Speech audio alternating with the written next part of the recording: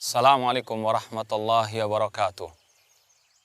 Innal hamdalillah nahmaduhu wa nasta'inuhu wa nastaghfiruh wa na'udzu billahi min syururi anfusina wa min sayyiati a'malina.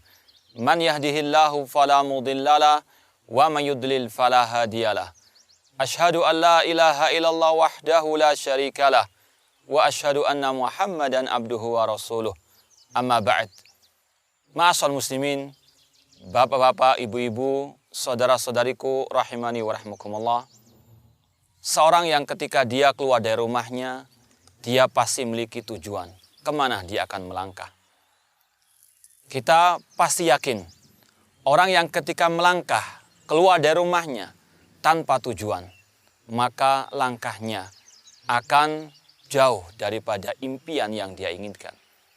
Orang yang hidup di dunia tanpa tujuan, maka dia akan banyak tersesat. Dia akan menyimpang dari jalan yang sebenarnya. Oleh karena itulah, sungguh sangat amat penting untuk seorang hamba mengetahui kemana tujuan sebenarnya dia hidup ini. Ketika orang itu tahu tujuan hidupnya, maka semua aktivitasnya akan terarah kepada tujuan tersebut. Allah Subhanahu wa taala telah berfirman, "Wa ma khalaqtul jinna wal insa illa liya'budun." Dan tidaklah aku ciptakan jin dan manusia kecuali untuk beribadah kepadaku. Inilah ma'asal muslimin tujuan hidup kita yang sebenarnya. Untuk kita menghambakan diri kepada Allah. Untuk kita beribadah kepada Allah Subhanahu wa taala. Allah yang menciptakan kita. Allah yang menghidupkan kita. Dan Allah telah mengatakan bahwasanya tujuan Allah menciptakan kita untuk kita beribadah hanya kepadanya. Allah juga berfirman, "Ayah sabul insanu an yutraka sudah." Apakah manusia mengira mereka hidup begitu saja di dunia tanpa ada tujuan yang sebenarnya? Apakah manusia mengira dia hidup di dunia ini sia-sia begitu saja?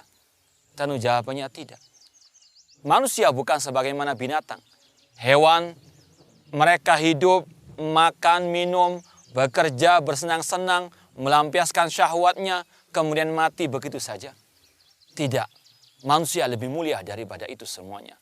Manusia Allah ciptakan dengan hikmah yang sangat mulia, yaitu untuk beribadah kepada Allah Subhanahu wa taala. Dan dengan rahmat dan kasih sayang Allah Subhanahu wa taala, Allah ketika memberitahukan kepada manusia tujuan hidupnya untuk beribadah kepadanya, Allah pun memberikan rambu-rambu, memberikan aturan kemana dia atau dengan apa dia beribadah kepada Allah Subhanahu wa taala. Syekhul Islam Muhammad At-Tamimi rahimahullah taala berkata, "Annallaha khalaqana wa razaqana wa lam yatrukna hamalan." Allah yang menciptakan kita, Allah yang memberikan rezeki kepada kita, namun Allah tidak membiarkan kita begitu saja sia-sia hidup di atas muka bumi ini. Bal arsala ilaina rasulan. Bahkan Allah mengutus kepada kita seorang rasul. Faman ata'ahu dakhalal jannah wa man asahu dakhalan nar.